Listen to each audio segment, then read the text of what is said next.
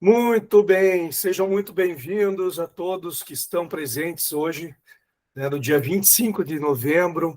É um prazer estar aqui novamente conversando com vocês sobre esse assunto que está tão próximo de começar, né? Reforma tributária. As empresas do Simples Nacional um pouquinho mais longe, mas os efeitos a gente já vai começar a sentir a partir do próximo ano, seja a empresa do Simples ou não a empresa do Simples, né? Então, para hoje, a gente preparou um material bem direcionado às empresas do Simples Nacional. Eu queria saber de vocês aqui, deixem os comentários aqui no chat, por favor, quem já esteve aqui nas palestras nas semanas anteriores. Essa já é a sexta apresentação que a gente faz, já falamos para a indústria, comércio, ramo imobiliário, falamos para profissões regulamentadas, né, e agora chegou a hora de falar sobre o Simples Nacional, que é, né, um assunto de extrema importância, dada a relevância que as empresas do Simples Nacional têm no cenário, né, nacional e tributário. Então, hoje, eu trago aqui esse conhecimento para vocês. Para começar essa apresentação, eu gostaria de avisá-los que hoje o Carlos, infelizmente, não vai poder estar, não pôde estar comigo nessa apresentação. Ele teve outros compromissos inadiáveis e acabou tendo que se ausentar por questões de trabalho. Mas seguimos firmes aqui, eu um pouquinho rouco, eu acho que eu vou conseguir terminar essa apresentação, espero conseguir terminar, e fica aqui já o convite para vocês, né? Eu me apresentando aqui já, então, sou diretor da Equilibrium Contábil, né? Sócio da Equilibrium Contábil e diretor contábil na DC Conte. Então, a gente hoje fica à frente aos processos, né, contábeis aí do grupo e também, dentro da linha da Equilibrium, a gente atende os nossos clientes no dia a dia aqui, tá?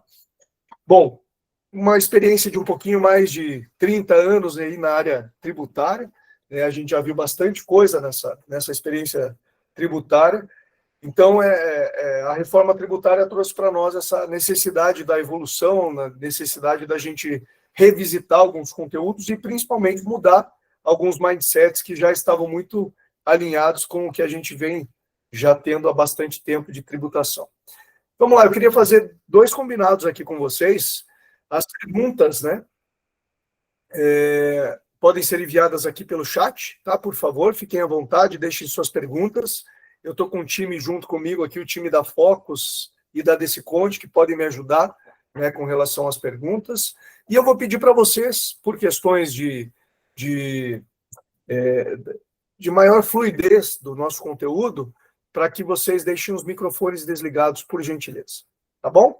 Bom, passadas essas primeiras orientações, vamos direto ao que interessa, né, direto à questão da reforma tributária.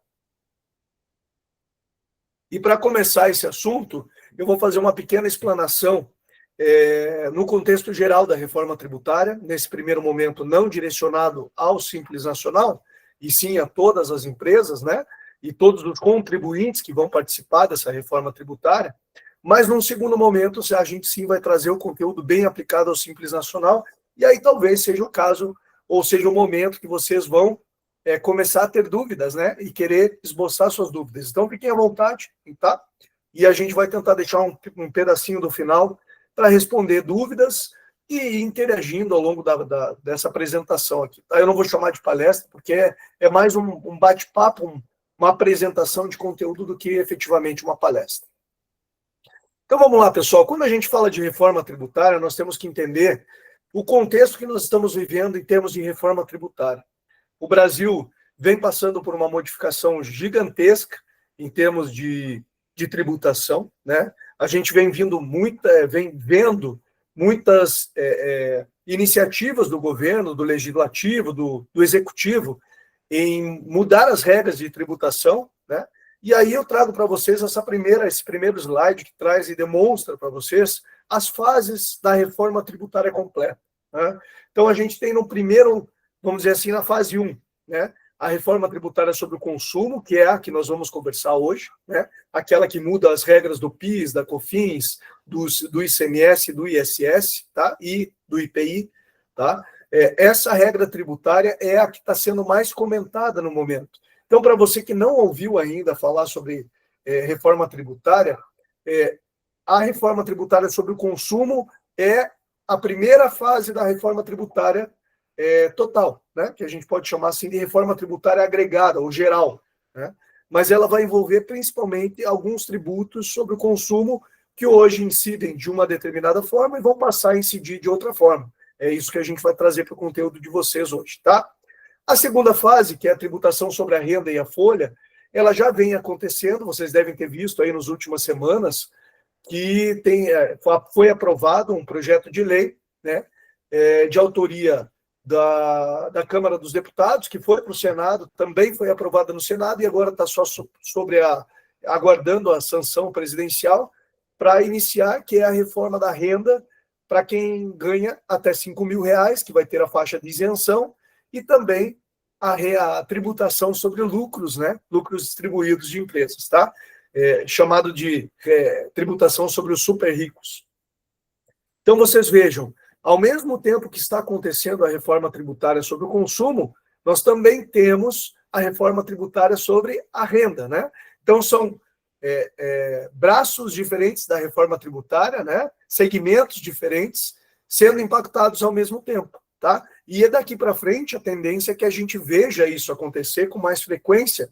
Por quê? Porque espera-se que com esse fatiamento da reforma tributária a gente consiga se preparar melhor, né? As empresas, as pessoas consigam se preparar melhor, e aí também fica mais fácil para os poderes aprovarem as reformas que são necessárias serem conduzidas, tá?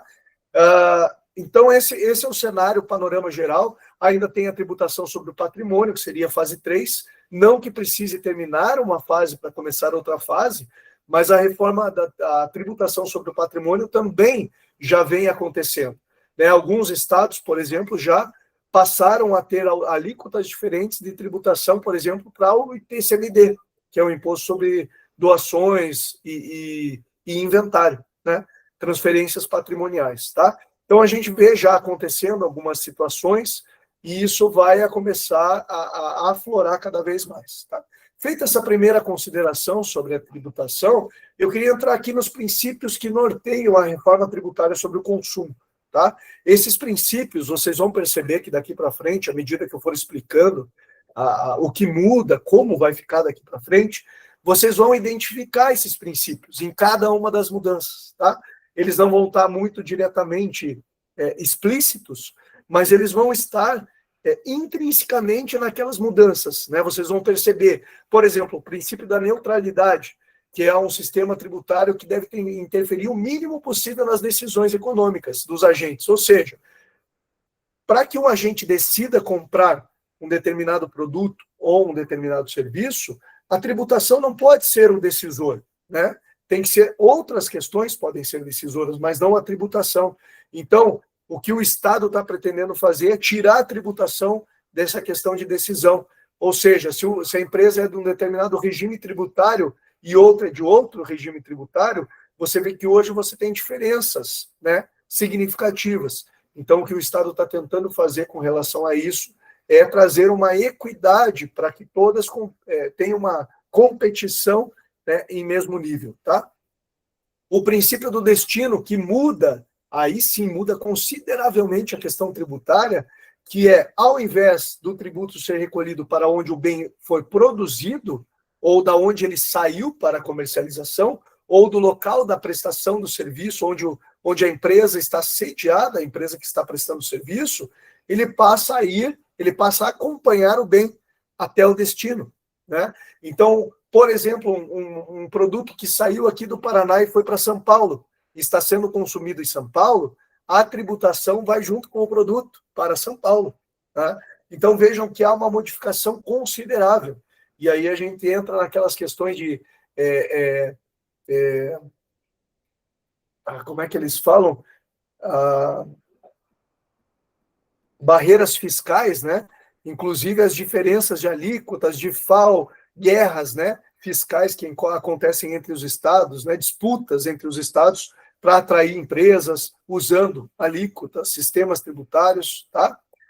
O princípio da simplicidade, que busca garantir um sistema tributário mais fácil de entender, administrar e cumprir. aí nos últimos tempos, né, esse manicômio tributário, mas sim um sistema tributário de mais fácil entendimento, tanto para as empresas quanto para as pessoas, para os consumidores, até para o próprio governo, mais fácil de gerir, né? Um princípio da transparência, que traz uma clareza, uma visibilidade dos tributos que são pagos pelos contribuintes. E aqui, vocês que estão participando dessa apresentação, devem lembrar que, há algum tempo atrás, surgiu a lei da transparência, né, que exige com que as empresas que estão fornecendo um bem, um serviço para o consumidor final, tenham que indicar no seu documento fiscal qual é a alíquota tributária que está sendo utilizada naquela operação. Só que o princípio da transparência que estava sendo usado lá não é, de fato, o princípio da transparência. É uma pseudo-transparência. Por quê? Porque o governo exigiu que as empresas colocassem as alíquotas nos seus documentos fiscais, mas depois ele falou, não, tudo bem, você pode pôr uma alíquota média, você pode colocar uma alíquota do setor, né? E não especificamente a sua alíquota. Bom, se eu posso colocar uma alíquota do setor, não quer dizer que é a minha alíquota e não quer dizer que é a alíquota real que o consumidor está pagando pelo meu produto. Então, vocês vejam como, naquele momento, né, no passado, o governo ele tentou incluir um princípio da transparência, mas sem um embasamento ou sem uma estrutura adequada. E agora não, agora a reforma tributária ela traz, justamente por ser um imposto por fora, uma cobrança tributária por fora, aí sim um princípio da transparência, ou seja, vai ficar muito claro quando você comprar um produto, quanto é pelo produto e quanto é pelo imposto, né? Até porque, muitas vezes, o imposto já vai ser recolhido no momento do pagamento, já vai lá para os cofres públicos, tá? Isso a gente vai falar um pouquinho mais para frente aí também. Bom, princípio da justiça tributária, né? Os impostos devem ser cobrados de uma maneira proporcional à capacidade econômica de cada indivíduo ou empresa. Ou seja, quem ganha mais, paga mais imposto, quem ganha menos, paga menos. Esse é o princípio da justiça tributária, né? E aí o governo vai se cercar de algumas estratégias para conseguir colocar em operação esse princípio da justiça, ok? O princípio da cooperação, né? Ou seja, ele visa criar um ambiente saudável entre o fisco e o contribuinte, tá? Mais virtuoso, de ações tributárias que nós temos hoje, né? Correndo aí no judiciário, na própria estrutura administrativa da Receita Federal, a quantidade de empresas que entram com processos administrativos faz com que fique muito moroso essa questão de decisões, né, e de entendimento sobre a tributação. E o último princípio aqui que eu trago para vocês é o princípio da defesa do meio ambiente, né? Ou seja, a reforma tributária ela traz um mecanismo, que é o imposto seletivo, para fazer com que o consumo de determinados produtos seja desincentivado, desestimulado, né? Por exemplo, produtos derivados do fumo, né, fumígenos, que fala na legislação, produtos derivados minerais, né? Que mais que a gente colocaria aqui? Bebidas alcoólicas, bebidas com açúcar, com alto teor de açúcares. Então, são alguns tipos de produtos que terão algum tipo de diferenciação tributária ou imposto seletivo para desestimular esse consumo. Ok? Bom, seguindo aqui, então, a principal mudança, né, as principais mudanças que essa legislação trouxe para nós. Eu estou falando aqui da legislação, e aí eu entro para vocês na legislação, que é a emenda, é a Lei Complementar 214 de 2025, tá? Essa é a lei complementar que está sendo utilizada para que a gente possa comentar sobre a reforma tributária sobre o consumo, tá? Sempre que eu falar alguma coisa aqui ligada à lei, vai ser a lei complementar.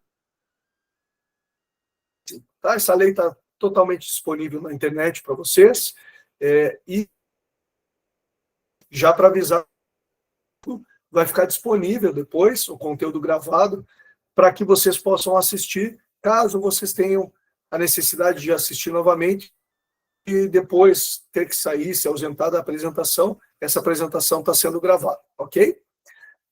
Bom, aqui a gente vê nessa tela, pessoal, o que mais a gente pode falar que é o principal da reforma tributária, né? Dessa reforma tributária sobre o consumo. A gente deixa de ter, então, aqui eu coloquei 4 tributos, na verdade são 5, porque tem o IPI, né? No caso do Simples Nacional, aí, o IPI só incide dentro das empresas que são industriais, né? Mas no caso de outros tipos de empresa, os principais estão aqui. E a gente pode relacionar aqui o PIS, a COFINS, o ICMS e o ISS, tá? Essa estrutura tributária atual, ela deixa de existir, tá? A partir do próximo ano, 2026, efetivamente, na verdade, a partir de 2027, porque a partir de 2026 vai ser um período de transição, onde a Receita Federal, né, o próprio comitê gestor do IBS vão testar esse sistema, né? E 2027, então, começa a nova regra, já com algumas mudanças significativas que a gente vai falar daqui para frente, tá? Mas o principal aqui é vocês entenderem que o PIS e COFINS vão deixar de existir para dar lugar ao CBS, né, a contribuição sobre bens e serviços. Junto com a CBS, nós vamos ter um imposto seletivo sobre alguns tipos de produtos, que foram exatamente aqueles que eu falei, para desestimular o consumo, né? Então, a tributação, nesse caso, é uma tributação para evitar que as pessoas consumam aqueles bens, tá? Não é uma tributação para fins arrecadatórios. E depois, na sequência, nós teremos a mudança do ICMS e do ISS para a IBS, tá? Esses 2 tributos criados, a IBS é o Imposto sobre Bens e Serviços e a CBS é a Contribuição sobre Bens e Serviços. Esses 2 tributos vão formar, então, o que a gente chama de IVA dual, tá? Por que IVA dual? Primeiro, dual, porque ele vem de 2 contribuições, ou 2 tributos diferentes, né? Um que vai ter um caráter federal e um que vai ter um caráter estadual, tá? A CBS vai ser regida pela Receita Federal e o IBS vai ser regido pelo Comitê Gestor do IBS, formado por entidades do setor do poder estadual e municipal. Então, a gente continua tendo uma segregação, tá? Por isso que ele é dual. Ele vai ter a mesma base de incidência, ou seja, para tudo que incidir a CBS, vai incidir o IBS, tá? Não tem um produto que só tem a CBS e não tem a IBS. Então, aqui está a primeira grande mudança, né?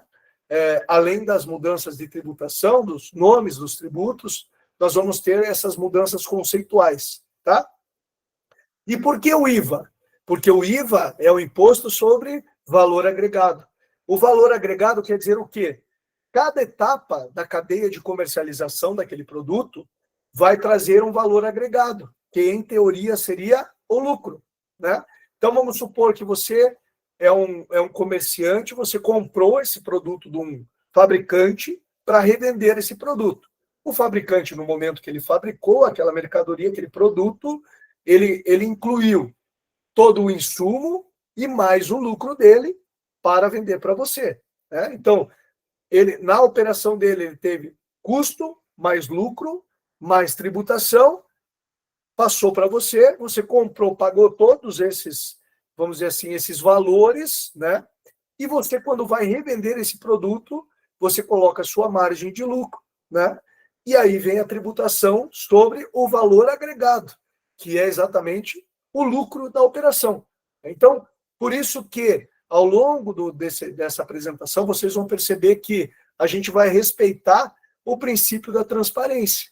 Por quê? Porque o imposto ele vai ser só sobre o valor agregado, tá? Ele não vai mais ser um imposto sobre um imposto, né? Por quê? Porque a gente vai ter direito a acreditar tudo aquilo que a gente comprar, tá? As empresas do Simples vão ter um pouquinho de diferença aí nessa formatação, mas daqui para frente vocês vão entender um pouquinho mais. O que precisa agora ficar bem compreendido é um IVA, um Imposto sobre Valor Agregado, e dual, porque ele tem 2 bases de tributação que são iguais, mas eles são diferentes no destino desse tributo. Uma parte vai para o governo federal, uma parte vai para os governos estaduais e municipais. Beleza? Até aqui alguma dúvida, pessoal? Deixem aqui, não esqueçam de deixar. Eu vou pedir para você aqui, você que está nos assistindo, dizer de onde você está falando. Também é importante, né? De onde você está assistindo, para que a gente possa depois ir direcionando alguns comentários locais, tá bom?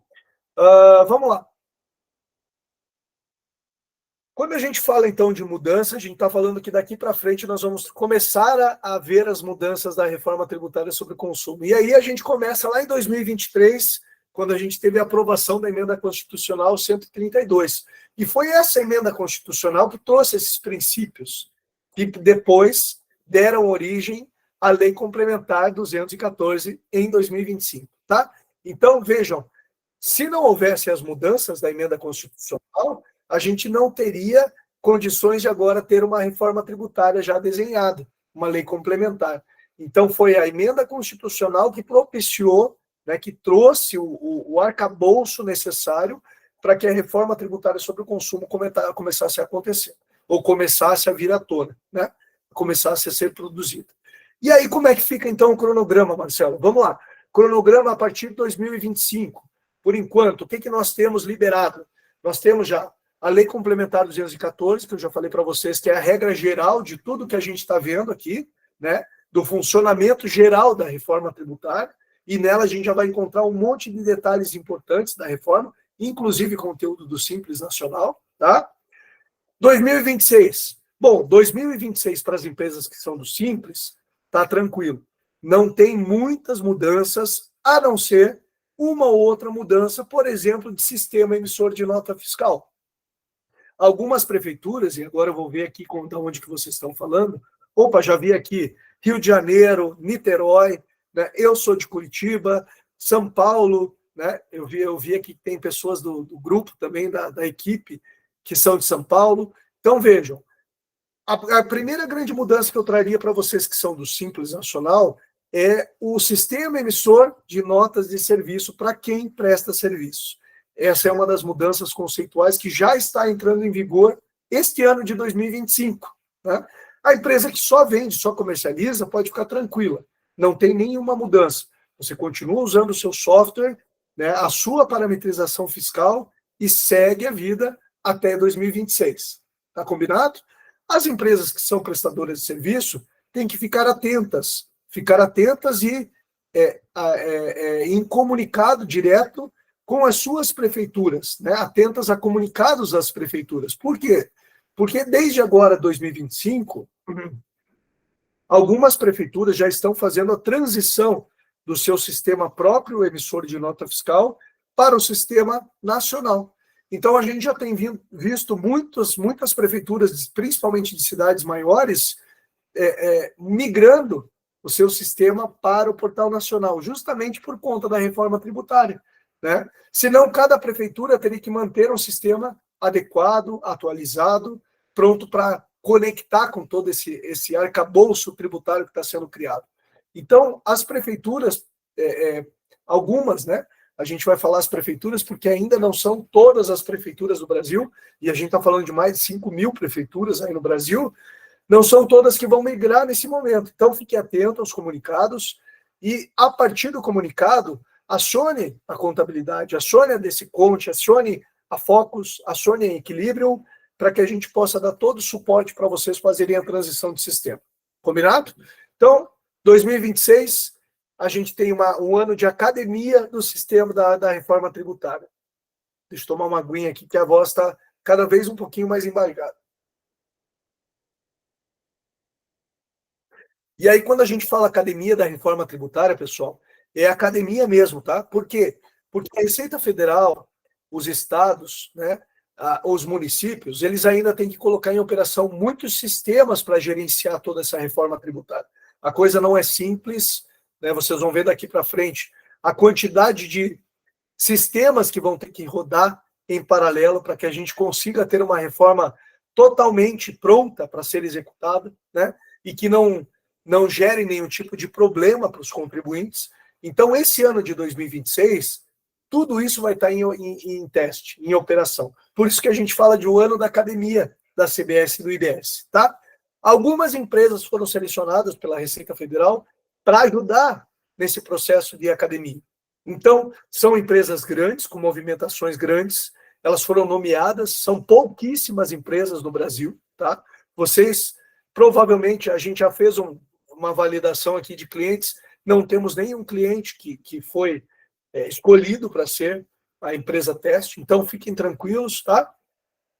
Basta ir acompanhando as modificações e, ao longo do tempo, a gente vai deixando vocês muito cientes de quais são os passos que vocês vão ter que dar, para que em 2027, aí sim, já com mudanças, a gente possa entrar prontos para toda essa mudança, tá? Então, vamos lá. 2027, o que muda? Em 2027, nós começamos a transição do PIS e da COFINS para a CDS. Na verdade, o PIS e COFINS deixam de existir a partir de 1º de janeiro. Então, vejam, não é uma transição, é ceifado, né? O PIS e a COFINS, eles são extintos, tá? Não existe mais PIS e COFINS a partir de 1º de janeiro de 2027 e no lugar passa a ter a CDS, tá? Para você que é do Simples Nacional, muda pouquíssimo. Por quê? Porque o PIS e a COFINS hoje estão dentro do DAS. Quando o contador apura o DAS e manda para você aquela guia, se você olhar ali dentro da descrição do DAS, você vai perceber ali que tem uma parte que é PIS, uma parte que é COFINS, tá? Aqueles 2 tributos vão ser substituídos pela CDS. Isso é o que vai acontecer para as empresas do Simples Nacional nesse primeiro momento, que é 1º de janeiro de 2027, tá? Então, fiquem tranquilos em relação a isso. Essa é a grande mudança para 2027. 2028 não teremos mudanças, segue o que foi feito em 2027. A partir de 2029, aí sim, começa uma transição. Aí é um período de transição, porque ao longo do tempo, de 2029 até 2032, a gente vai ter uma transição do ISS e do ICMS para o IBS, tá?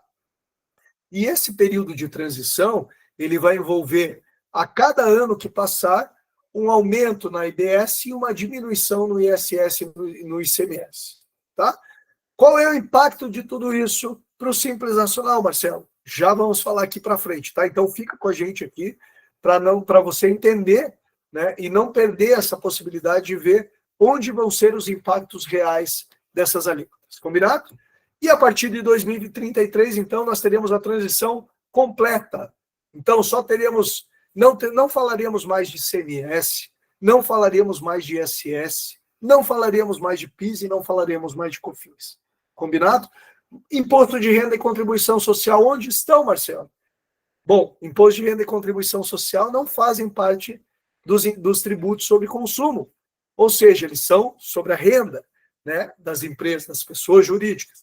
Então, a gente não está abordando isso agora, não mudam as regras, tá? Continua existindo regime do lucro real, regime do lucro presumido, o regime do Simples Nacional, o MEI, isso tudo continua funcionando, continua existindo, tá? O que vão mudar são alguns tributos dentro da apuração do Simples Nacional. Fechado? Bom, vamos seguir aqui para nossa apresentação e vão colocando as dúvidas aqui para nós, por favor, tá, pessoal? Deixa eu dar uma olhadinha aqui. São Paulo, capital. Bom, São Paulo, aí a gente tem, Diogo, uma pequena diferença do restante do Brasil, tá? Eu tenho visto aí que São Paulo tem permanecido com o sistema emissor de notas fiscais de serviço. Então, eu falei para vocês que a gente estava mudando, né? Algumas prefeituras estavam mudando para o Portal Nacional, mas a Prefeitura de São Paulo já manifestou que vai manter o seu sistema próprio, tá? Então, para você, nada muda, né? Talvez, se você é prestador de serviço aí do município de São Paulo e usa um sistema padrão, ou emite dentro do portal da Prefeitura, ou usa um sistema próprio de emissão, então, mantenha a sua parametrização que está tudo em ordem, beleza? Vamos lá, a gente vai falar um pouquinho de alíquotas, embora a lei complementar ainda não tenha trazido alíquota, tá? A gente tem aí a definição da alíquota, ela tem que ser feita pelo Senado Federal. Então, a gente está na expectativa de ter alíquota, não temos ainda. E por que a gente traz alíquota nessa apresentação? Para vocês saberem que agora é uma expectativa de alíquota, né? Que daqui para frente ela pode ser tanto maior quanto menor. Então, o governo tem trabalhado com uma alíquota média na faixa de 28%. Tá? Só que a gente não pode olhar só para a alíquota nominal. Tá? Então, eu gostaria de deixar para vocês essa primeira mensagem, que não fiquem preocupados com a alíquota nominal, 28%. Puxa, Marcelo, mas é a maior alíquota, né, que a gente tem no mundo, no planeta, né? O Brasil vai ser a maior alíquota de IVA do planeta. Sim, a princípio, a alíquota nominal, sim.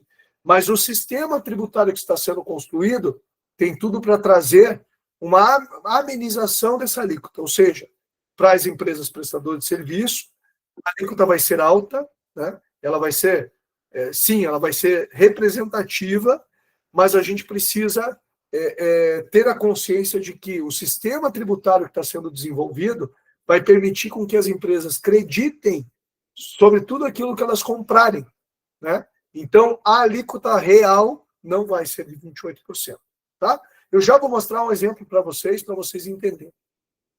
E aí, quando a gente fala de alíquotas, então, para as empresas que não estão no Simples, a gente começa aqui com uma alíquota, né, deixa eu só ver se eu consigo marcar aqui para vocês. Aqui, ó.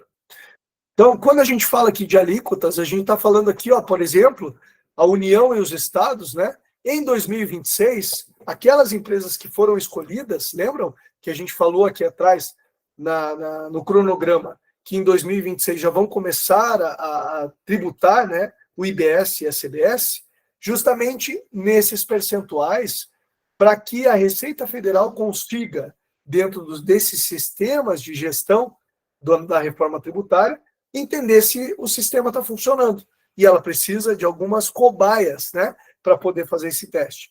Então, aquelas empresas vão ter que começar a informar alíquotas, né, totalizando 1% aqui, para que os sistemas comecem a gerar todo esse arcabouço de informação e os sistemas sejam validados. Tá? A partir de 2027, para as empresas do regime normal, e prevendo que a CBS terá uma alíquota de 9%, as empresas passarão a informar nos seus documentos fiscais a alíquota de 9% de CBS. E para os estados e municípios, continua informando 0,05%, porque ainda não será feita a transição do ICMS e do ISS, e sim apenas um IBS que será para teste ao longo do tempo. Tá? E aí, quando chegarmos em 2033, ou seja, com a reforma totalmente implantada, aí nós teremos sim a alíquota de 28% sendo aplicada na sua íntegra. Tá? Então, essa é a expectativa. Alguns estudiosos tributários têm falado que a alíquota pode chegar de 26,5% a 28,5%. Tá? Nós estamos trabalhando de uma forma um pouquinho mais conservadora, com essa alíquota de 28%. Então, qualquer simulação que vocês pedirem para o grupo, provavelmente a gente vai se embasar na alíquota de 28%. Combinado? Vamos lá, falando de mais mudanças, né? Vai ter bastante coisa, tá, pessoal? Então, vão colocando aqui suas dúvidas. Estou vendo aqui que já temos mais participantes. E isso é muito bom, isso nos dá muito prazer aqui de ter vocês presentes aqui conosco. Quando a gente fala de local da operação, que é um ponto que eu coloquei lá atrás, nos princípios, a gente começa a perceber que na sistemática atual, os impostos sobre consumo são cobrados com base no local de origem, ou seja, os tributos são pagos no estado onde o produto ou serviço é produzido ou prestado. Então, vamos lá. Se eu sou aqui de Curitiba, estou prestando um serviço para São Paulo e não há retenção de ISS para o local de destino do meu serviço. Vamos pegar aqui o serviço de contabilidade, que é o que eu presto. Tá? O serviço de contabilidade, na legislação do ISS, ele diz que o serviço de contabilidade está sujeito ao recolhimento do ISS no local onde está o prestador de serviço, que sou eu, a Equilíbrio. Combinado? Então, quando a gente presta um serviço para qualquer estabelecimento do Brasil inteiro, o ISS é recolhido em Curitiba. Ok? Quando a reforma tributária estiver em vigor, a gente não vai mais ter o ISS recolhido para o município de Curitiba, e sim para o município onde está o meu cliente. Então, se eu tenho um cliente, vamos supor, lá em Belo Horizonte, Minas Gerais, para onde vai ser recolhido o ISS? Não mais para Curitiba, vai ser recolhido para Belo Horizonte. Então, vejam a diferença que nós vamos ter, e aí sim é uma diferença significativa de recolhimento e, principalmente, de como os estados e municípios vão atrair as pessoas para consumir, porque O imposto vai para onde está sendo consumido, né, aquele bem ou aquele serviço. Vamos pensar aqui numa agência bancária ou um banco, não uma agência bancária especificamente, mas um banco. Vamos pegar aqui um banco pequeno como o Banco do Brasil, que é o maior banco do Brasil hoje, né? O Banco do Brasil, quando prestar um serviço para qualquer pessoa do Brasil inteiro, o ISS daquele serviço prestado vai para onde? Vai para o local onde está o cliente do banco. Então, olhem como muda, né? Há um tempo atrás, o Estado de São Paulo e o município de São Paulo atraíram muitos estabelecimentos bancários justamente porque eles tinham um incentivo no ISS para que os bancos se estabelecessem lá e de lá prestassem os seus serviços. Olha como vai mudar, né? A gente aqui no Paraná tem um incentivo para empresas importadoras, tem um crédito presumido quando a empresa importa um bem pelo Paraná, pelo aeroporto ou pelo porto de Paranaguá, que é um município aqui no litoral do Paraná. E esse incentivo para atrair empresas importadoras. E agora, basta a empresa importadora estar no Paraná? Não. O ICMS vai ter que ser recolhido para onde? Para onde ela está vendendo. Então não adianta mais o Paraná só atrair o importador. Ele vai ter que atrair o consumidor. Então veja como muda, né, o mindset. As empresas vão parar de usar a estratégia da localização como uma estratégia importante para a questão tributária. Ela até pode continuar importante sob o ponto de vista econômico ou operacional da empresa, né? Por exemplo, um centro de distribuição de uma determinada empresa vai estar num determinado estado, que é onde ela vai ter muitos consumidores. Faz sentido pela questão logística, mas não mais tributária, que antigamente se fazia muito estudo de viabilidade de empresas pela ótica tributária, utilizando a região, o local onde ela vai se estabelecer, né? Então, isso deixa de existir, tá, pessoal?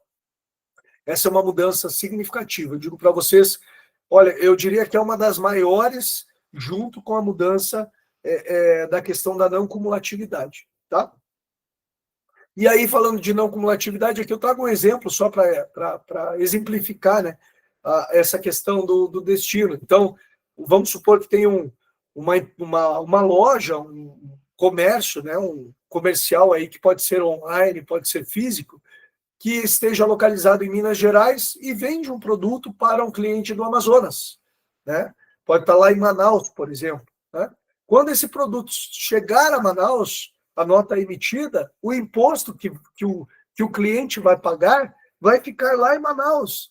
Então, vai ficar no estado do Amazonas, vai ficar em Manaus e uma parte vai para a Receita Federal. Então, vejam a significativa mudança de arrecadação, e aí por isso que as guerras, né, entre os estados vão deixar de existir, porque a tributação ela vai fazer sentido para que ela não faz mais sentido essa guerra, né, de atrair empresas simplesmente pela questão tributária, tá?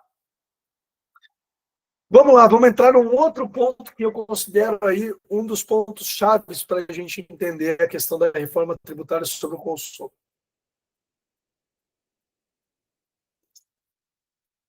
E aí nós entramos na não cumulatividade do imposto, né? O que é não cumulatividade? Primeiro, já vamos chegar aqui, quando que vai acontecer a não cumulatividade e quando que você pode apropriar os créditos. Mas a não cumulatividade basicamente é um sistema tributário onde você tributa o seu serviço e a sua venda, né? Só que esse mesmo sistema tributário lhe permite utilizar os créditos da etapa anterior sobre tudo aquilo que você consumir. Então, vou dar um exemplo aqui para vocês. Vamos supor que eu sou um fabricante, eu sou um restaurante.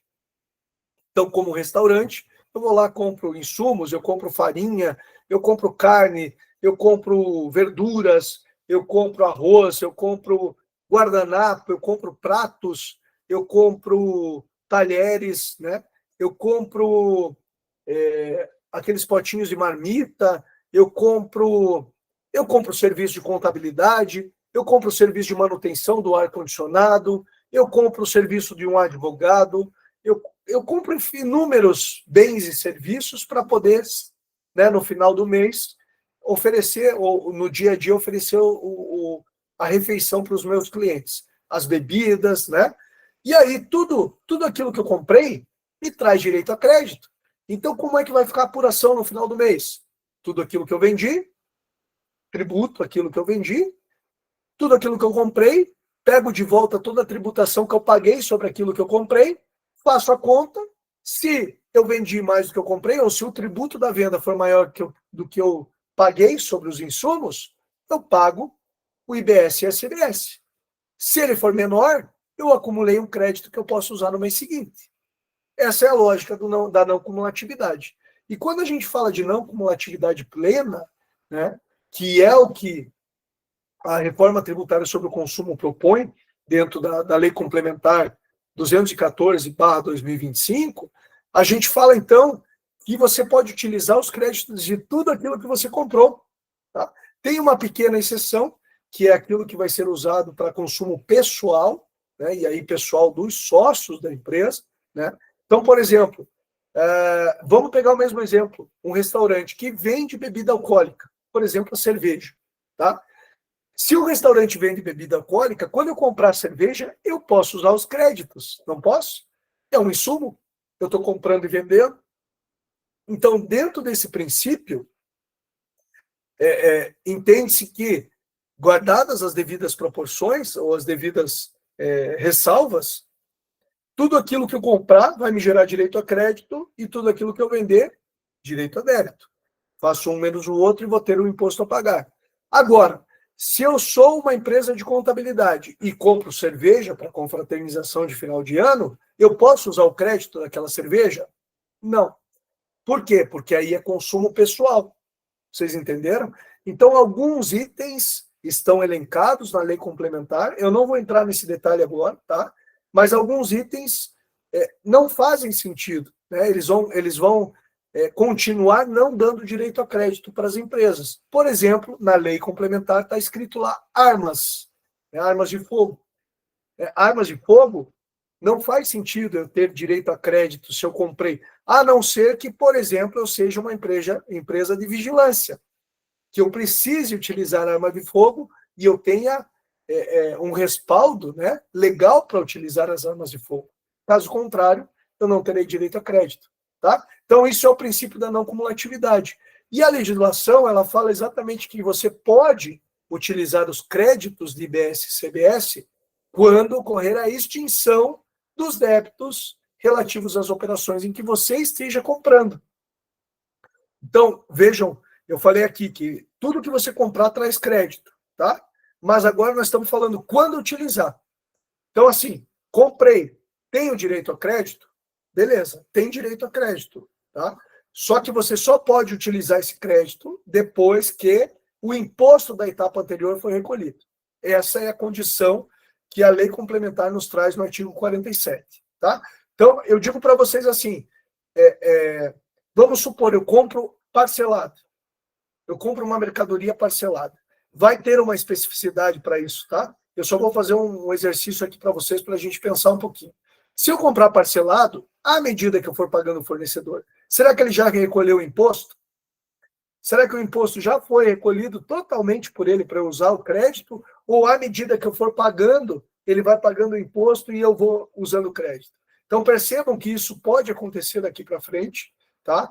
A gente espera que os regulamentos da IBS e do CBS, da CBS e do IBS, desculpem, sejam divulgados em breve, tá? A expectativa é que, em breve, muito breve, a gente tenha os regulamentos que vão oficializar como é que vai funcionar, mas o que já tem na lei complementar é que a gente só poderá utilizar os créditos depois que eles forem recolhidos, ok?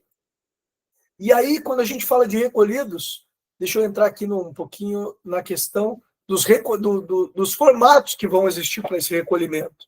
Primeiro, compensação com créditos, né? Então, eu só vou poder utilizar o IBS e a CBS, de acordo com a lei complementar, depois que ele tiver liquidado. E para ele estar liquidado, eu posso ter uma compensação, ou seja, aquele fornecedor que me vendeu, ele tinha créditos acumulados. E aí, quando ele vendeu para mim, ele gerou um imposto que foi compensado com aquele crédito que ele tinha acumulado.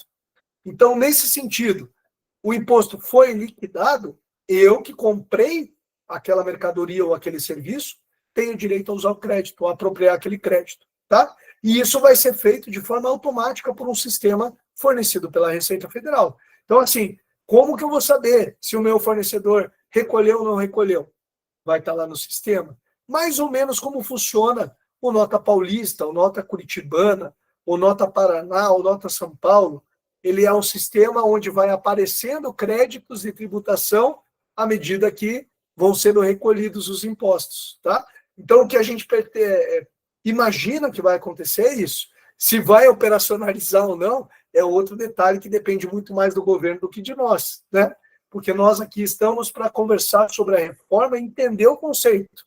Agora, toda a parte estrutural da reforma vai ser fornecida pelo governo. Combinado?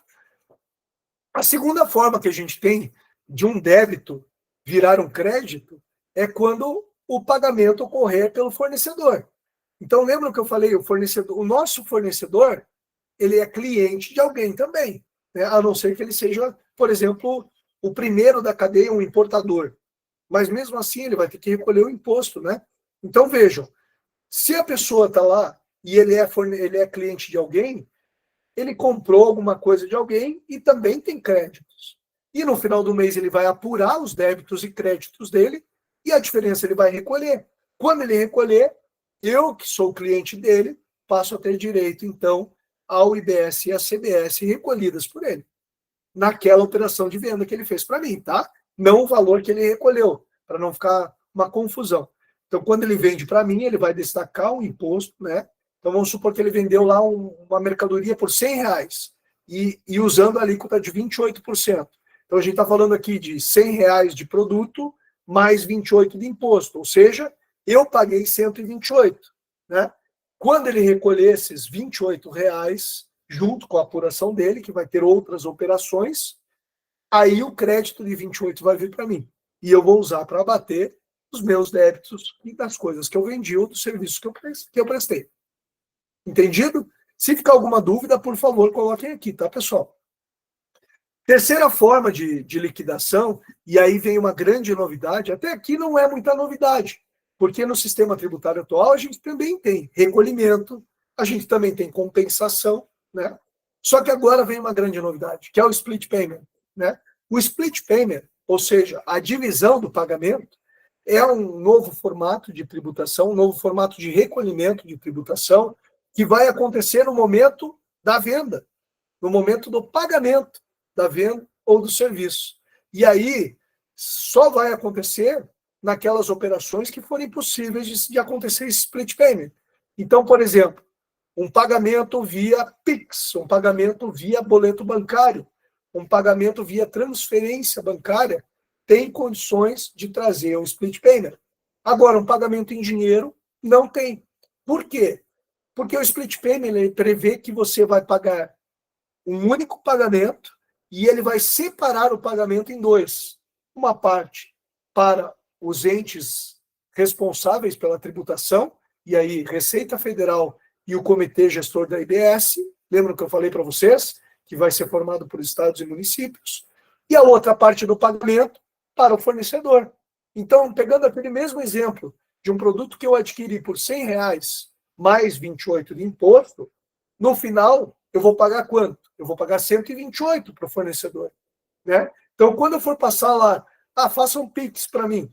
Eu vou lá, vou fazer um Pix. Naquele momento do Pix, a instituição financeira vai separar o pagamento em dois, R$100 para o fornecedor, 28 para a Receita Federal e para o Comitê Gestor do IBS. Esse é o split payment, tá? E aí vem uma mudança de conceito, de mindset, porque a gente não vai mais receber o tributo que o nosso cliente nos pagava. E aí é que as empresas agora estão analisando os impactos no caixa das empresas. Por quê? Porque quando a gente vende uma mercadoria hoje, a gente fica com o dinheiro do imposto até o mês seguinte, quando a gente vai pagar aquele imposto. E tem muitas empresas que usam uma estratégia de ainda assim não pagar o imposto e parcelar esse imposto. Com o split payment, isso vai acabar. Porque quando o meu cliente me pagar, o imposto já vai estar pago. Então, é uma forma do cliente ter o direito ao crédito, porque ele mesmo vai pagar o imposto, né? e a operação já ter o recolhimento da tributação, ou seja, a inadimplência fiscal vai ficar muito baixa. Tá? Então vejam que a gente está lá nos princípios de volta, princípio da transparência, princípio da legalidade, princípio do destino, tem vários princípios que estão sendo preenchidos aqui. Vocês conseguem perceber? Tá? Aí a gente tem também as modalidades, as duas últimas modalidades, que são recolhimentos, uma pelo adquirente, ou seja, quando a pessoa que está adquirindo o meu serviço ou o meu produto vai recolher o tributo, porque ele tem o interesse de usar aquele crédito, tá? Ou por alguma outra situação, ou então o pagamento por aquele a quem a lei complementar atribui responsabilidade, e aí são situações bem pontuais que a gente não vai entrar no detalhe agora, tá? Então, no final das contas, eu trago aqui para vocês, eu sei que são muitas informações aqui na tela, mas o que fica dessa informação é o seguinte: aquilo que eu gerar sobre o que eu produzi, então, se eu sou um comércio, o IBS e a CBS que eu produzi sobre as minhas vendas, menos a compensação do que eu tenho de crédito, menos o IBS e a CBS antecipados pelos contribuintes, por mim mesmo, né, pago antecipadamente, menos o que foi recolhido por split payment, menos os créditos recolhidos pelo adquirente, vai dar o IBS ou a CBS a pagar. Se for positivo, ou a ressarcir ou a compensar, se for negativo. Tá? Mais algumas novidades. Apuração mensal. Então, a gente não vai ter apuração parcial, é sempre apuração mensal. E aí vem a grande novidade. Se você tem mais de uma filial, mais de um estabelecimento da tua empresa, a apuração é uma só. Ela não é mais segregada por estados, por municípios. Para vocês que são do Simples Nacional, isso não faz muita diferença, né? Porque hoje o Simples Nacional já é com uma apuração consolidada. Agora, para as empresas que são do regime do lucro presumido e do lucro real, faz diferença, porque hoje as apurações estão segregadas, e aí elas vão passar a ser unificadas para todos os estabelecimentos, tá bom? E, por fim, uma apuração automática, uma apuração que vai ser feita por meio de sistemas automatizados, elaborados pela Receita Federal, pelas instituições financeiras, para que tudo funcione. Vamos falar um pouquinho mais sobre a questão da não cumulatividade, pessoal. E aí eu queria trazer para vocês, para reflexão, uma simulação que nós fizemos, tá? Num primeiro momento, de um ciclo de produtos que não tenha, que é cumulativo, ou seja, que não tem créditos, e no segundo momento, um ciclo de produtos que tem créditos, tá? Então vocês vão ver aqui acima da linha divisora aqui, nós temos um exemplo não cumulativo, cumulativo, que não tem direito a créditos. E na linha de baixo, abaixo da linha, um exemplo de uma cadeia de comercialização de um determinado produto que tem direito a créditos. Vejam a diferença da alíquota nominal. Na parte de cima, nós consideramos uma alíquota de 13%. E na parte de baixo, uma alíquota de 28%. Desculpe, muito próxima do que nós já temos com IBS e CBS na expectativa. Tá? Como é que funciona hoje na cumulatividade? E as empresas do Simples são cumulativas. A gente tem que lembrar isso. Por quê? Se nós temos várias empresas do Simples ao longo de uma cadeia de comercialização de um determinado produto, percebam, nós não temos um imposto sobre valor agregado. Nós temos imposto sobre imposto, sobre imposto e sobre imposto. E mais o lucro, né? Então, você que comprou de uma empresa do Simples, esta empresa do Simples colocou lucro e mais imposto. Aí você coloca lucro mais imposto. A próxima empresa, se for do Simples, lucro mais imposto, porque ela não está descontando imposto de nada. E aí vem a questão. Na cumulatividade, a gente tem uma alíquota nominal menor, só que o efeito final, vejam que a alíquota efetiva de 13 pulou para 28,17. Olha a loucura que é a cumulatividade. E aí a gente não está sendo transparente. Por mais que eu fale que na última etapa do produto, eu vendi por 300 e gerei R$39, é como se o paciente que está consumindo um determinado, vamos supor que é uma vacina que ele está comprando aqui de uma determinada clínica, né? Ele pagou R$300 pela vacina e a clínica teve que pagar R$39 de imposto. Quer dizer que, quando o paciente comprou a vacina, ele só pagou R$39 de imposto? Não. Os 39 foi só a parte da clínica. Mas se nós somarmos o 39 da clínica, mais o 26 da distribuidora, mais o 13, mais o 6,50, o imposto total da operação foi R$84,50.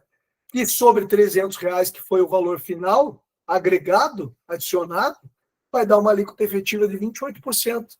Olha só a loucura. Então, quando a gente fala de alíquota nominal, e é por isso que eu falo para vocês, muito cuidado ao olhar a alíquota e imaginar que nós teremos uma tributação muito mais alta.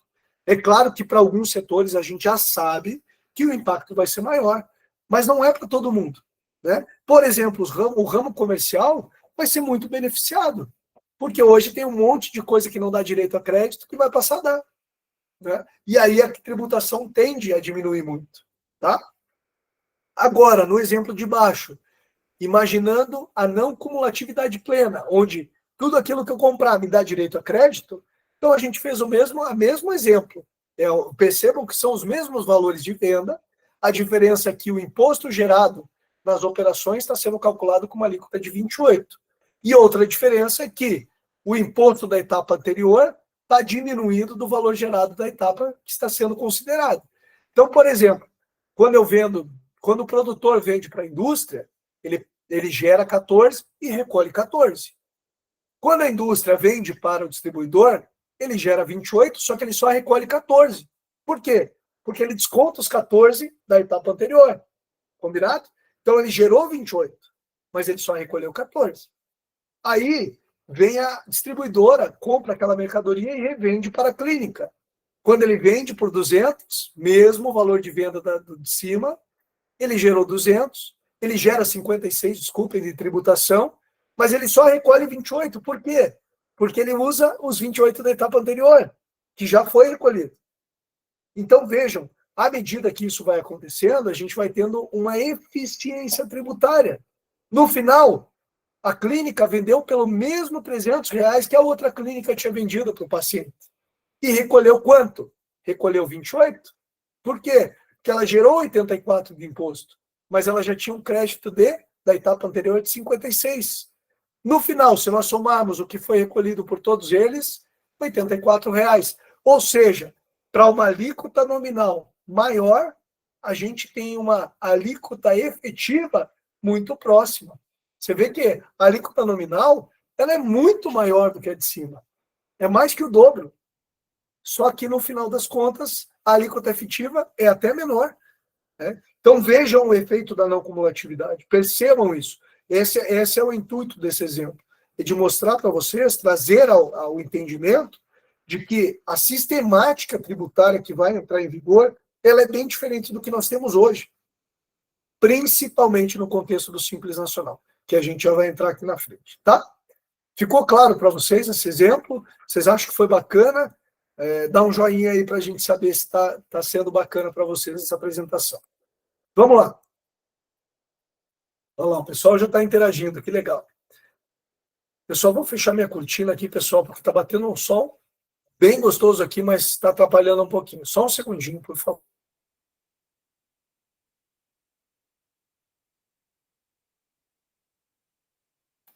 Maravilha, vamos seguindo aqui.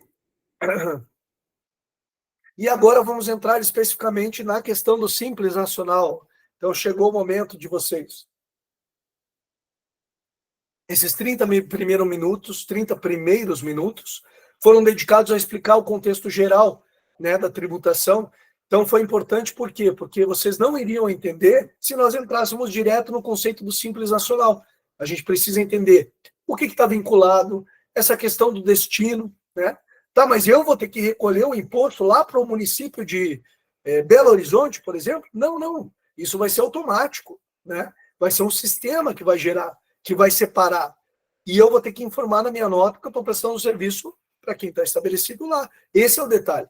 Então, se a gente não trouxesse todo esse contexto para vocês, seria muito difícil daqui para frente a gente conseguir explicar os impactos em cada atividade. Então, daqui para frente, a gente segue direcionando nossa explicação para o Simples Nacional.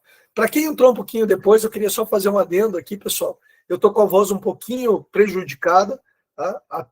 Talvez para vocês até mais do que pareça, justamente por causa de parece algum probleminha na garganta. Então, eu peço desculpas para vocês, eu não quis cancelar a apresentação, e por motivos de trabalho, o Carlos, que sempre apresenta às terças-feiras comigo, não pôde participar hoje. Então, a gente vai do jeito que dá aqui, né, tentando trazer esse conteúdo para vocês. Mais uma vez, eu peço desculpas pela minha condição física. Mas estamos aí. Vamos lá, pessoal. Quando a gente fala de Simples Nacional, por que a lei complementar, então, traz um contexto para as empresas do Simples Nacional, um contexto específico para a empresa do Simples Nacional? Bom, principalmente porque o maior número de empresas do Brasil, não a maior arrecadação, mas o maior número de empresas é optante pelo Simples Nacional. E aí a gente tem os inúmeros anexos do Simples Nacional, comércio, indústria, serviço, né? Todas essas atividades representando, de acordo com o portal da Reforma Tributária, de uma notícia que eu tirei agora, dia 8 de setembro, 74% das empresas ativas no Brasil. Olha a quantidade de empresa, meus amigos, né? Então, a gente está falando aqui de uma considerável parcela de empresas que são optantes pelo Simples Nacional e que, portanto, precisam ter uma regra tributária que seja condizente com esse número de empresas, né? Então, por isso que ela tem essa condição especial, tá? E aí, o que muda na reforma tributária? Bom, a gente já falou aqui que alguns impostos vão deixar de existir. Quais são eles? Olha só, ISS, PIS, COFINS, IPI, ICMS. Então, a gente continua com um DAS, mas esse DAS vai passar a ter o quê? A contribuição social, a CPP e o imposto de renda, que já existiam aqui, mais a CBS e o IDS. Então, a reforma tributária nada mais é do que uma mudança para as empresas do Simples, mas uma mudança mais, digamos assim, mais estrutural do que efetivamente na guia. A guia vocês não vão sentir mudança, porque vai continuar uma apuração centralizada, vai continuar uma apuração única, uma guia única para pagar todos os tributos. Combinado? Então, para as empresas do Simples, aquilo que nas outras empresas vai ter de mudança não vai refletir para vocês, exceto o conceito geral, né? Tudo que eu expliquei até agora, tá? E aí vem a grande mudança para o Simples Nacional, e aqui eu digo para vocês, é a mudança de ouro. Quem entender bem isso aqui vai se preparar muito bem para o futuro da reforma tributária. E aqui eu quero perder o maior tempo da apresentação para explicar muito detalhado para vocês tudo que a gente vai ter vinculado a essa questão da decisão. Então, vamos lá, pessoal. Decisão que as empresas do Simples hoje fazem, mas elas fazem se elas querem ficar enquadradas ou desenquadrar. Essa, hoje, em 2025, essa é a nossa decisão do Simples, concordam? Então, todos os anos, o contador faz lá uma simulação junto com a empresa, pede algumas informações complementares, por exemplo, se vai ter um aumento de receita, se você tem perspectiva de contratar mais funcionários, né? Faz uma simulação e fala assim para você, olha, se você migrar para o Simples Nacional, pode ser vantajoso ou desvantajoso. Se você permanecer no Simples Nacional, pode ser vantajoso ou desvantajoso. Então, vamos migrar para cá ou para lá. Essa é a decisão que nós temos hoje. A partir de 2027, não é mais esta decisão. A decisão vai ser recolher IBS e CBS por dentro ou por fora do Simples, além da decisão de continuar ou não optante pelo Simples. Então, perceba, hoje nós temos uma decisão. A partir de 2027, nós vamos ter duas decisões. Primeira decisão, continuo ou não continuo dentro do Simples Nacional? Vamos supor que eu queira continuar, ou que para a minha empresa seja mais benéfico continuar no Simples Nacional. Segunda decisão, eu quero recolher IBS e CBS. por dentro do Simples Nacional ou por fora do Simples Nacional, tá? Então, a gente já vai entrar nesses detalhes de cada opção, o que cada opção vai trazer, qual é o momento de cada opção, mas é importante vocês saberem que as empresas do Simples passam a ter duas decisões. Ficou claro para vocês? Por favor, coloquem aqui nos comentários para a gente saber se ficou claro, se precisa de mais explicação, porque essa é uma parte fundamental de entender a questão do Simples Nacional, tá?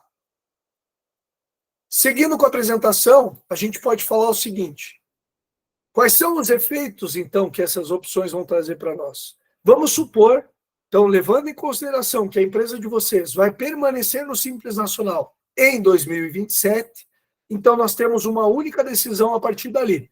Já decidimos que a gente quer manter a empresa no Simples Nacional. Beleza. Então, 2027, começamos o ano Simples Nacional. Aí nós temos que decidir, queremos recolher IBS e CBS por dentro ou por fora? Por quê? Porque se o IBS e CBS for recolhida por dentro, nós simplesmente vamos usar as alíquotas padrão ou aqueles anexos padrão do Simples Nacional. E aí é uma simples mudança de PIS e COFINS, e ICMS e ISS para IBS e CBS, sem mudança de alíquota, sem mudança de estrutura, sem mudança de cumulatividade ou não cumulatividade. Então, se nós escolhermos que o regime mais benéfico é ficar no Simples e recolher IBS e CBS por dentro, nada muda. Tudo continua como está hoje, tá? E isso mesmo após 2032, exceto se houver alguma mudança até lá, claro. Mas, por enquanto, o limite do Simples Nacional permanece sendo o mesmo, os anexos do Simples Nacional permanecem sendo os mesmos, as alíquotas do Simples Nacional permanecem sendo as mesmas, eu já vou mostrar para vocês aqui, tá? Então, nada muda se eu quiser continuar do jeito que a minha empresa está, tá? Isso é muito importante de entender. Agora, se eu quiser ser optante pelo Simples Nacional em 2027 e recolher IBS e CBS por fora, aí sim a regra muda. Tá? Por quê? Porque eu vou recolher de acordo com o regime regular. O regime regular é aquele que eu mostrei para vocês, que os créditos da etapa anterior, o imposto da etapa anterior pode ser usado como crédito, né? E eu passo a ter, além do DAS, mais o recolhimento do IBS e da CBS, tá? Que ainda não estão definidos como é que vão ser feitos. Isso vai vir na regulamentação, que deve sair nos próximos dias ou meses, né? A gente tem uma expectativa que saia até 31 de dezembro, mas isso não é garantido. Deixa eu tomar mais uma aguinha aqui, por favor. Então, quando a gente fala aqui de regimes recolhidos de acordo com o regime regular, é exatamente aquele momento ou aquele modelo de créditos e débitos onde eu vou recolher a diferença, tá? Tá aqui, ó. Poderá tomar créditos de IBS e CBS, concederá crédito de IBS e CBS conforme alíquotas do regime regular. Essa é uma outra grande diferença. Então, vamos lá. Se eu sou do Simples Nacional em 2027 e recolho a IBS e o CBS por dentro do Simples Nacional, primeiro, não posso tomar créditos de IBS e CBS. Segundo, concedo crédito de IBS e CBS para quem eu estiver vendendo o meu serviço ou minha mercadoria, só que conforme o valor que eu recolher, dentro do DAS. Como as alíquotas de CBS e IBS dentro do DAS vão ser menores, a tendência é que eu transfira menos créditos para o meu consumidor, tá? Então, se você é meio de cadeia que eu quero dizer, você está mais ou menos aqui, ó, nesse exemplo, nesta parte da cadeia aqui, onde você é cliente de alguém e fornecedor de outro alguém, você vai ter uma tendência a querer tomar créditos e a querer transferir créditos. E aí é muito provável que a sua empresa, mesmo sendo do Simples, queira recolher IBS e CBS fora do Simples Nacional. Vocês entenderam? Então, se você é a pessoa que está aqui, mesmo aqui, você pode querer tomar créditos. só que você não tem a necessidade de repassar o crédito para o teu cliente. Então, provavelmente, se você está nessa etapa 4 aqui da cadeia de comercialização, provavelmente você vai manter o recolhimento do IBS e da CBS por dentro do Simples Nacional. Tá? Eu fiz questão de voltar lá para vocês entenderem as diferenças que podem acontecer. Pessoal, alguma dúvida até aqui? Podemos seguir? Vamos lá. Minha voz está chegando no limite.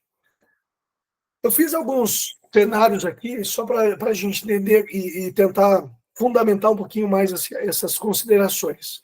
Então, uma empresa do Simples vende mercadoria para uma empresa de médio porte, que é optante pelo regime regular.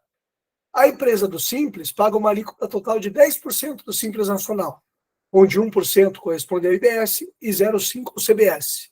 Assim, o adquirente poderá apropriar um crédito limitado a 1,5% do valor da compra, ou seja, é exatamente o valor do 1% mais o 0,5%, tá? Que foi recolhido pela empresa do Simples. Agora, vamos supor que a empresa do Simples queira recolher IBS e CBS fora do Simples Nacional, pagando aquela alíquota de 28%, tá? Aí a gente vai ter a possibilidade de destacar os 28% e o adquirente dessa mercadoria vai creditar 28%.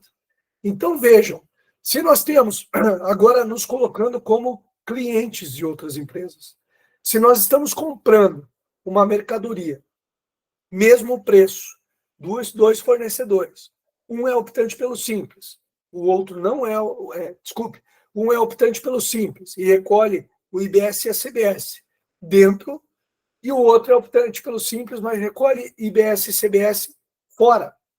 Vejam, o mesmo preço de compra. Qual é aquele que eu vou comprar? É aquele que vai me dar mais crédito. Qual é o que vai me dar mais crédito? É o que recolhe por fora. Então, a tendência é que, numa disputa de igualdade de preço, aquela empresa que gere mais crédito venda para o seu cliente. Tá? Vejam a diferença, vocês conseguem perceber? Então, qual é a importância de tudo isso? É que daqui para frente a gente vai ter que analisar outras condições para saber se a gente compra ou se a gente vende para alguém, né? Isso é muito importante, tá? Essa grande mudança.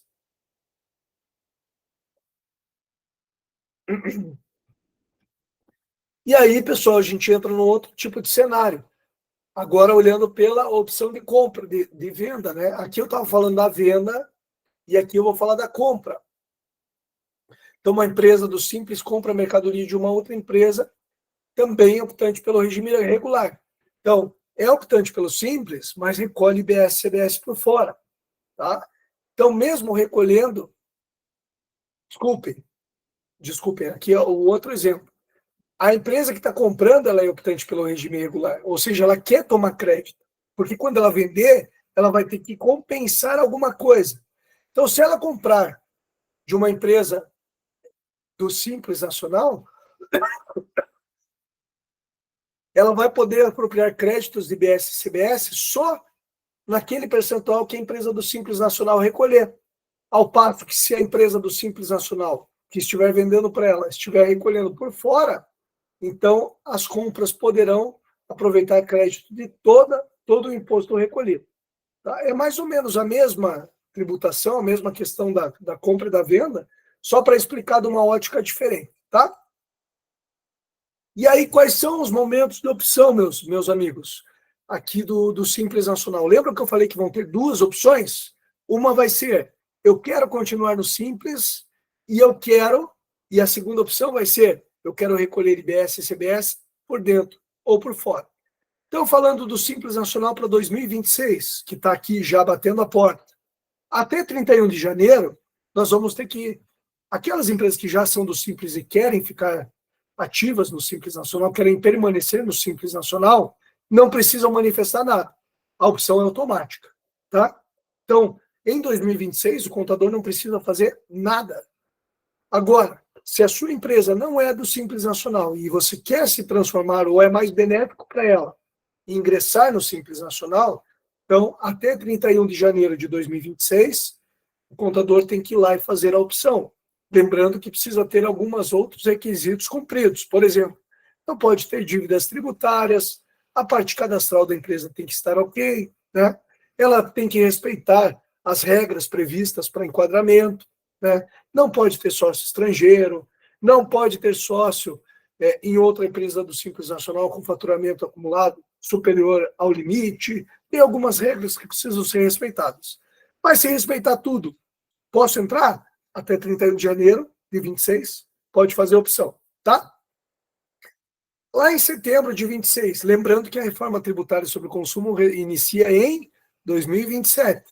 Então, a gente está falando aqui que em setembro de 2026, nós vamos fazer a nossa segunda opção. Segunda opção para quê? Bom, primeiro, para o primeiro semestre de 2027. Na verdade, vão ser as duas opções feitas em setembro. Primeiro, nós vamos dizer para a Receita Federal que nós, em 2027, queremos ser do Simples. Segunda opção, eu vou dizer para a Receita Federal se eu quero recolher por dentro a IBS e o CBS ou por fora. Na verdade, em 2027, só CBS, porque o IBS vai continuar dentro do Simples até 2029, quando inicia a transição da IBS, do ICMS e do ISS para a IBS. Por enquanto, em 2027, então, nós vamos optar em recolher CBS por dentro ou por fora, tá? E é importante que em 2026 sejam feitos estudos da sua empresa para que ela possa saber se vale a pena ir por IBS e CBS dentro, se vale a pena permanecer no Simples, porque até setembro há a opção a ser feita. Combinado? Lá em 2027, aí nós temos em abril a segunda leva de opção, que é para o segundo semestre. Então, lembrando, em 2026, nós vamos fazer a opção para o primeiro semestre de 2027. Então, em setembro de 26, primeiro semestre de 27. Abril de 27, nós fazemos para o segundo semestre de 27, que vai de julho a dezembro. E assim, sucessivamente, todos os anos. Então, a grande vantagem que a reforma tributária traz para as empresas do Simples é que, ao mesmo tempo que ela permite com que você opte para recolher por dentro ou por fora, ela te dá também a opção de ser do Simples e não ser dentro do mesmo calendário, semestralmente. Então, isso é uma nova opção, tá? Isso é uma novidade da reforma tributária e que faz muito sentido para as empresas do Simples, porque em algum momento a sua empresa pode deixar de ser competitiva, mesmo sendo do Simples Nacional. Então, essa questão de mudança faz muito sentido para as empresas do Simples, é uma grande mudança e eu acho que ela veio beneficiando as empresas do Simples. Um ponto de atenção que a gente traz aqui na apresentação para vocês é relacionado a mercadorias que possam ter isenção, alíquota zero, serviços ou mercadorias com redução de alíquotas, tratamentos diferenciados específicos, né? Por exemplo, produtos da cesta básica.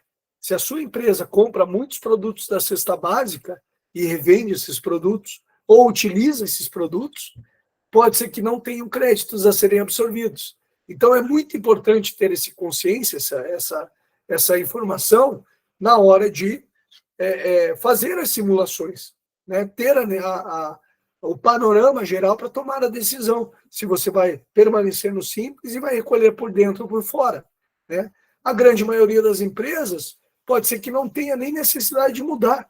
Ela continue recolhendo o IBS e a CBS por dentro do Simples Nacional. Mas algumas que têm direito a créditos vultuosos ou algumas situações pontuais, pode ser que valha a pena.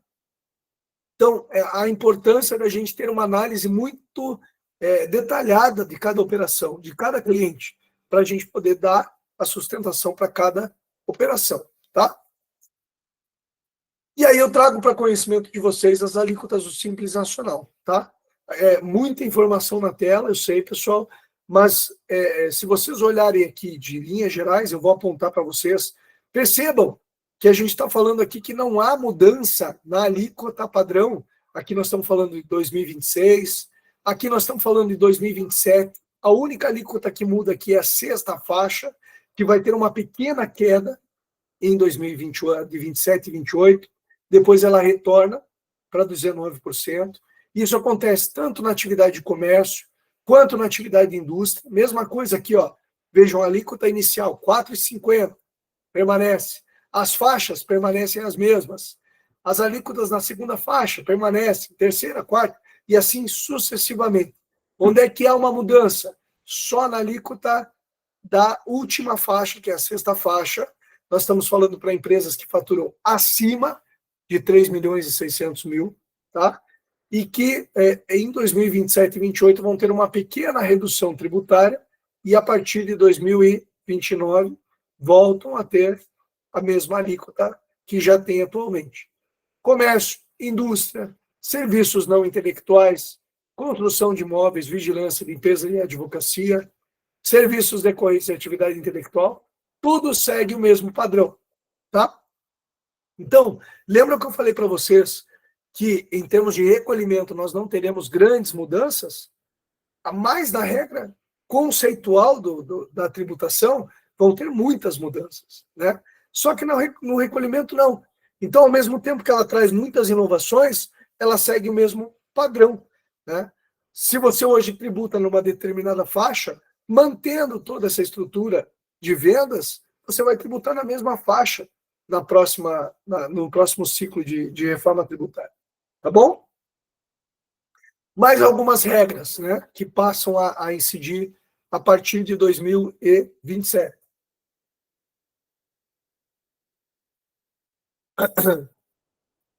Então, vou falar das mais importantes.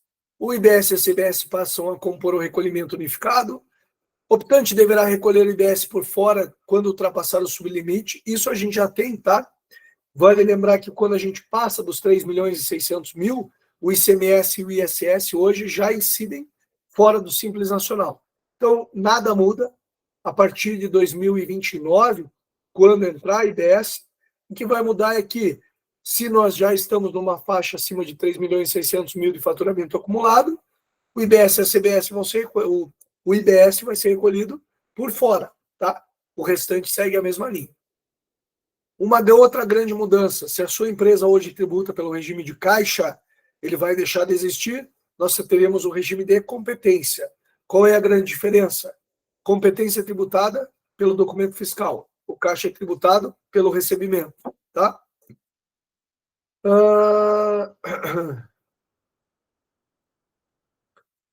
Eu acho que as grandes mudanças são essas.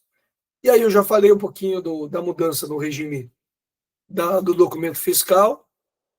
E para finalizar, pessoal, eu queria já estamos chegando bem próximos dos últimos 5 minutos, né? E além de depois deixar um espacinho para a gente conversar um pouquinho sobre dúvidas, eu queria colocar para vocês os 6 passos que a gente criou aqui para você se precaver diante da reforma tributária sobre o consumo, tá? Primeiro, identifique se a sua empresa é um meio ou um final de cadeia e antecipe as mudanças. Ou seja, saiba se você vende para se é B2B ou B2C, né? Se é empresa vendendo para empresa ou empresa vendendo para consumidor, tá? Isso é muito importante. Vocês perceberam ali? Se você está no meio da cadeia, provavelmente o teu cliente vai te forçar a sair do Simples Nacional, pelo menos para fins de IBS e CBS, tá? Então é muito importante ter essa análise para a gente poder saber se a sua empresa tem uma tendência a recolher IBS e CBS por fora, ou se ela segue a mesma estratégia de recolher IBS e CBS por dentro. Tá? Levante os seus principais fornecedores e tente identificar o regime tributário adotado por eles. Se a empresa fornecedora é do Simples Nacional, na nota fiscal dele já vai ter escrito lá, optante pelo Simples Nacional, né? Assim como na sua nota tem escrito essa informação. Então, se ele é optante pelo Simples, saiba que o seu crédito pode ser menor ou não, né? Então, vai de identificar essas possibilidades. Terceiro, simule e encontre o regime tributário mais vantajoso para o seu negócio. Desculpem, pessoal.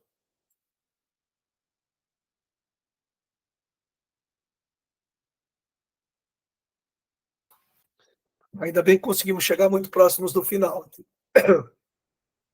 O regime tributário pode ser o lucro real, o lucro presumido, o simples nacional, né?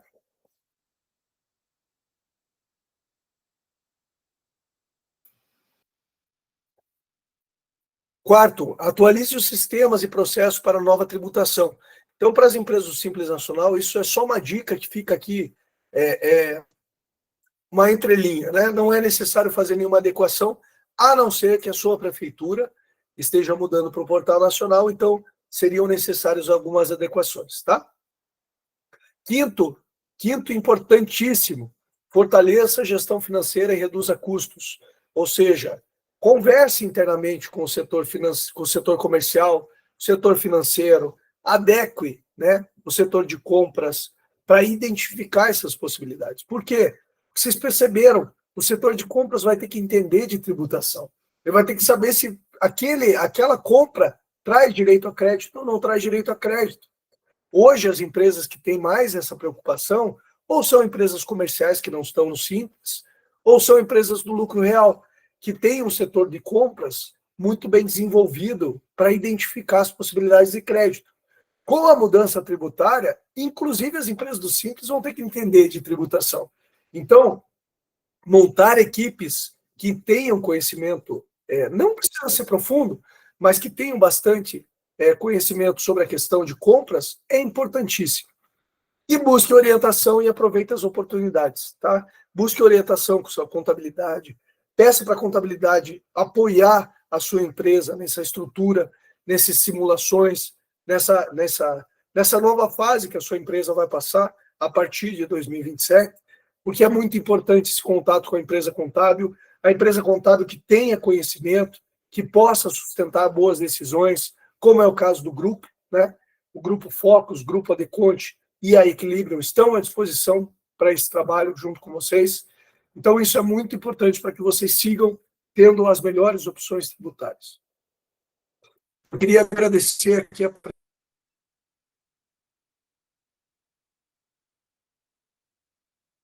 presença de... Terminamos em 16, tem mais de 18 pessoas aqui na sala. Para nós é uma honra ter esse momento com vocês, é um momento de confraternização, um momento de a gente trocar experiências. E eu fico aqui à disposição de vocês para dúvidas, para necessidades que vocês tenham. Aqui a ONAC falando para nós. Você irá falar sobre o preenchimento da Nota Nacional de Serviços? Eu tenho dúvidas sobre 2 campos de emissão da nota. Manda para nós lá, ONAC, quais são as dúvidas que vocês têm. Na nota fiscal de serviço, existem novos campos, né? Então, essa é uma situação bem importante. Obrigado pela tua consideração aqui, tá, Luciana? A gente entende que sim, é necessário a gente explicar um pouquinho sobre essa questão. Não é o foco hoje da prestação de serviço, mas vamos em frente, vamos falar aqui sobre os campos. Manda para nós quais são os campos aí que a gente já fala. Inclusive, de repente, com uma apresentação. Deixa eu parar a nossa apresentação aqui.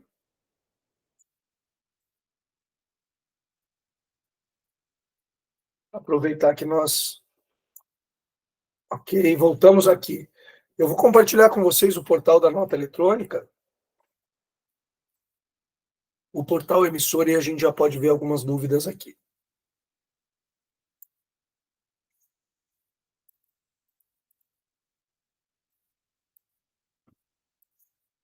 Acho que estamos... Vamos ver se conseguimos entrar. Ótimo.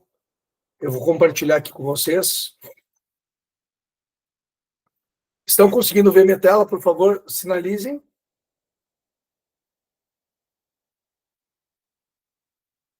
Muito obrigado. Ótimo. A Janaína, que está aqui com a gente, dando um apoio, acabou de informar que nós subimos uma caixa de perguntas nos stories também. Coloquem suas dúvidas lá, que surgirem durante a semana. Isso, maravilha, Janaína. Então, a Janaína acho que vai deixar aqui também o link, né, dos stories aqui, de onde está essa caixa de dúvidas, de perguntas, para que a gente depois possa ir respondendo elas à medida que vocês forem colocando lá nas nossas redes sociais, tá bom? Bom, vocês estão vendo minha tela, a gente vai fazer uma simulação aqui, eu estou dentro da nota da Equilibrium, tá? E acho que a parte que mais pega aqui é a parte do serviço, né? e como preencher alguns campos aqui no serviço. Aqui a Equilibrium, só lembrando, a Equilibrium é uma empresa do Simples Nacional. Então, para vocês que são do Simples, faz muito sentido, tá? E o primeiro campo que pega é o serviço prestado, né? Por quê? Porque a gente antigamente tinha, aqui em Curitiba, pelo menos, a possibilidade de emitir com código do serviço, que era um código composto por 4 dígitos, ou pelo KNAI da empresa. Então, atividades de contabilidade têm um determinado KNAI, que é aquele código que está no cartão do CNPJ da empresa, tá? Agora mudou um pouco, a gente tem que colocar aqui o código do serviço. Então, quando eu falo código de tributação nacional, é o código da tributação do serviço para fins de emissão de nota fiscal. Então, vou pegar, por exemplo, um serviço de engenharia. Se vocês quiserem que a gente pegue algum tipo de serviço específico, deixa aqui, tá? Para a gente colocar aqui dentro do... Então, vejam, o serviço de engenharia tem um serviço específico aqui, ó, 70101. Então, eu escolho aqui serviço de engenharia, tá? Mudei minha nota fiscal, estou emitindo minha nota. Tá? Aqui ele pergunta se o serviço prestado é um caso de imunidade, isso aqui precisa ser analisado, tá? Pode ser uma exportação de serviço, uma não incidência. No meu caso, não é. Aqui eu colocaria um teste, né? Só para a gente seguir. E aí vem um item importantíssimo da nota, que é o código NBS, um código muito novo, tá? Ele surgiu há pouquíssimo tempo, aí eu estou falando cerca de 2 anos. E esse código NBS, ele vai vincular a tributação, né, para as atividades específicas. Então, vamos falar que eu estou falando de um serviço de engenharia. Então, aqui eu tenho que procurar também alguma coisa que seja engenharia. E vejam que aqui eu já começo a ter uma classificação de engenharia muito ampla, tá? Então, a gente precisa saber exatamente qual é o serviço que está sendo desenvolvido. Se é uma engenharia, por exemplo, de consultoria, ou então é um serviço de engenharia de construção de projeto, né? Ou, por exemplo, é uma pesquisa e desenvolvimento em engenharia e tecnologias nucleares, olha que diferença. Né? Mas tudo isso faz parte do serviço de engenharia. Né? Então, eu posso escolher qualquer tipo de serviço aqui, e aí sim, aí eu sigo para a emissão da nota fiscal. Tá? Então, eu acho que esses 2 campos aqui já traduzem muito bem. Aqui é o valor do serviço, ó, por exemplo. Né? Vou colocar que não tem retenção. Tá? Situação tributária, no meu caso do Simples Nacional, é sem incidência da contribuição, e eu posso seguir para a emissão da nota fiscal, pronto, ela já estaria totalmente pronta para ser emitida. Tá? Então, aqui eu coloquei para vocês uma possibilidade de vejam que o código aparece aqui depois no resumo da nota. Né? Então, acho que com isso, Luciana, a gente consegue pelo menos dar um briefing, né, desses campos aqui do serviço que precisam ser preenchidos e a importância, né, dos serviços serem identificados corretamente. Na questão da configuração, né, que eu acho que é um campo que a Luciana também tem dúvida, eu acredito que seja nessa parte dos tributos. Né? Isso mesmo. A alíquota do Simples Nacional. Né? Ou a alíquota do Simples Nacional, ou configurar os valores percentuais. Luciana, aqui a gente pode falar o seguinte. Lembra que eu falei na apresentação da palestra que há um tempo atrás, acho que foi em 2012, surgiu a Lei da Transparência. Essa Lei da Transparência ela trouxe a necessidade das empresas identificarem nos documentos fiscais o percentual médio de tributação, né, que elas estavam sujeitas. E é aqui que a gente vai preencher exatamente isso. Então, para os meus clientes aqui da Equilibrium, eu estou orientando que eles coloquem de acordo com a tabela IBPT. Tá? O que é a tabela IBPT? Existe um site, né, que é o Instituto Brasileiro de Tributação, eu não lembro o que é o P do IBPT. IBPT. Vamos ver se eu encontro o que é o IBPT. IBPT, Instituto Brasileiro de Planejamento e Tributação. Tá? Esse instituto ele desenvolveu uma planilha que contém todas as atividades, tanto de prestação de serviço quanto de venda de produtos, enquadrado por produto ou por serviço, onde você encontra qual é a carga tributária média do setor. E lá já vai informar qual é o percentual médio federal, estadual e municipal. Então, a gente tem orientado os nossos clientes a utilizar aqueles percentuais, indicando aqui na configuração exatamente isso, tá? Que você coloque aqui, ó, configurar os valores percentuais correspondentes e em cima dos valores correspondentes, de acordo com aquela tabela do IBPT, indicar aqui qual é essa alíquota média, tá? A partir da configuração salva, você já pode começar a emitir as notas fiscais, por exemplo, 13,4500, um exemplo, tá?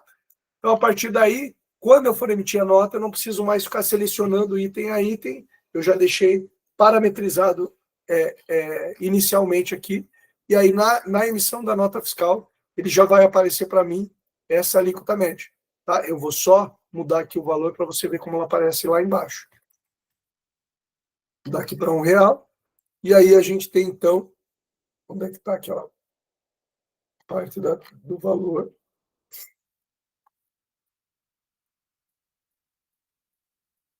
Ele já era para estar aqui. Aqui essa nota já estava preenchida, tá? Mas ficaria mais ou menos assim. Ok? Então é isso. Essa configuração inicial, para quem tiver dúvida, depois a gente também fica aqui à disposição para apresentar para vocês, tá? Pessoal, mais alguma dúvida? A Janaína deixou para vocês aqui o nosso link do Instagram. Aí eu peço que vocês depois interajam conosco lá. Vão ficar algumas outras insights lá para vocês, tá? Então, já daqui, curtam a nossa página do Instagram, tanto da Focus, quanto da Deconte, quanto da Equilibrium. E, por favor, assim que saírem os vídeos, a gente vai mandar para vocês via e-mail o link, tá? Para que vocês possam assistir novamente. Pessoal, quero agradecer muito a presença de todos vocês. Estou aqui à disposição. Combinado? Um grande abraço a todos e até a próxima terça-feira. Acredito que com voz normal já. Grande abraço. Obrigado.